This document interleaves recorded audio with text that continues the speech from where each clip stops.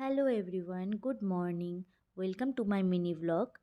আমি আর দিদি দুজনে মিলে সকাল সকাল বেরিয়ে পড়েছি রায়গঞ্জের আশপাশে পুরো ঘুরবো বলে। আমরা ফার্স্টেই চলে এসেছিলাম কুলিক ফরেস্টে। আর গিয়ে দেখি ফরেস্ট তো খোলেই নি। আমাদের তো টাইম জানা ছিল না, আমরা 9টার দিকেই চলে গিয়েছিলাম। আর ফরেস্ট খোলার টাইম 10টা থেকে 5টা। আমরা বাইরে থেকেই অল্প অল্প ভিডিও করলাম, একটু দাঁড়িয়ে ফটো তুলে আমরা আবার বেরিয়ে পড়েছিলাম। তো বাইরে থেকেই হালকা হালকা একটু একটু ভিডিও করে নিয়েছিলাম। ভেতরটা খুবই ঘোরার ইচ্ছা ছিল, এখন 1 ঘন্টাকেই দাঁড়িয়ে থাকবে। দুজনে মিলে একটা সেলফি তুলে আমি ফরেস্টের সাইড থেকে একটু একটু ভিডিও করে নিয়েছি। গাছগুলোও সুন্দর লাগছিল আর ওয়েদারটা সেদিন খুব সুন্দর ছিল। হালকা একটা রোদ উঠেছিল, কোনো গরম নেই। এরপরে আমরা চলে গেলাম বোগ্রামে, একটা ছোট্ট চায়ের দোকান আছে ওখানে। এই বোগ্রামের এই দোকানের চাটা না খুবই টেস্টি। দিদি নিয়ে গেল আমাকে, খুবই সুন্দর ছিল। একটা ভিডিও করে রেখেছি ছোট অল্প, সাথে আমরা একটা সেলফিও তুলে নিয়েছিলাম। এরপরে আমরা চলে গিয়েছিলাম চার্চের দিকে। চার্চে গিয়ে দেখি সেটাও বন্ধ। চার্চ সকালেই খুলে যায়, কিন্তু আমরা ঘুরতে ঘুরতে আস্তে আস্তে প্রায় 9:30 10টা বেজেই গেছিলো। চার্চ খোলার টাইম 6:30 থেকে 8:30। এখানেও আমরা ঢুকতে পারিনি, বাইরে থেকে বাগান টাগানে প্রচুর ফুল ছিল, খুব সুন্দর লাগছিল পরিবেশটা। আমিও দিদিকে একটা ফটো তুলে দিলাম, দিদিও আমাকে একটা ফটো তুলে দিল।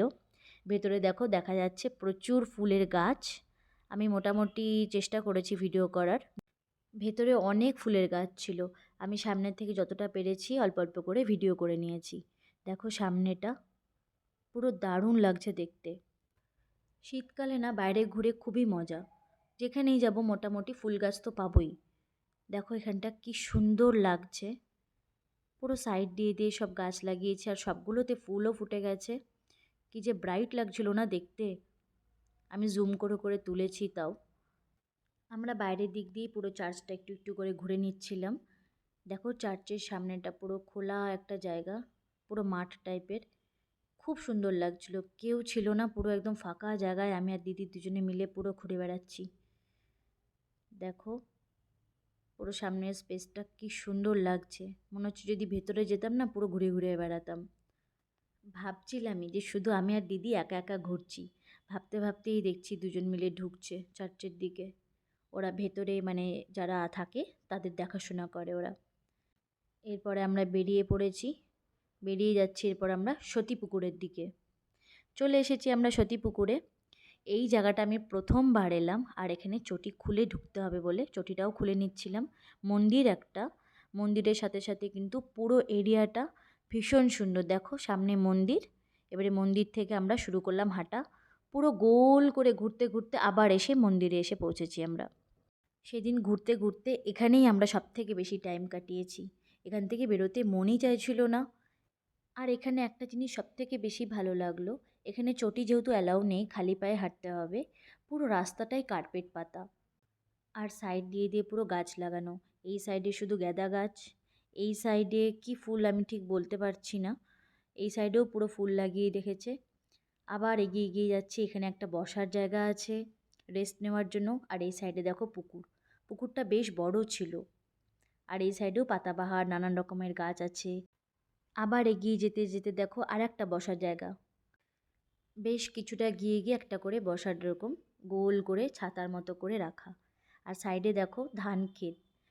আবার ধান ক্ষেতের মাঝখানে দেখো পিছন দিকে সর্ষে ক্ষেতও আছে বা সাইডে। আর একটা সুন্দর হাওয়া আসছিল, দেখো বোঝাও যাচ্ছে। বিশাল বড়, মানে যতদূর চোখ যাচ্ছে কিন্তু পুরো ধান ক্ষেত আর সর্ষে ক্ষেত ছিল। আমরা আবার টার্ন নিয়ে এগোচ্ছি, একটা হালকা ঠান্ডা ঠান্ডা হাওয়া দিচ্ছিল, হালকা মাঝে মাঝে রোদ উঠছে। আর এই মন্দিরটার সামনে না একটা ছোট পিকনিক স্পট ছিল। তো ওখানে গান বাজছিল, ওই গান শুনতে শুনতে ঘুরতে ঘুরতে না আরও বেশি ভালো লাগছিল। আর একটা জিনিস দেখছিলাম এখানে, পুরো না এরকম ছোট ছোট তাঁবু মতো টাঙিয়ে, কোথাও খালি খালি ছিল আবার কোথাও কোথাও ঠাকুরের মূর্তি বসানো ছিল। ওখানে একটা শিবলিঙ্গ ছিল, সামনেও একটা দেখেছি ঠাকুরদের পুরো মূর্তি রাখা। মানে টোটাল পরিবেশটা ভীষণ সুন্দর।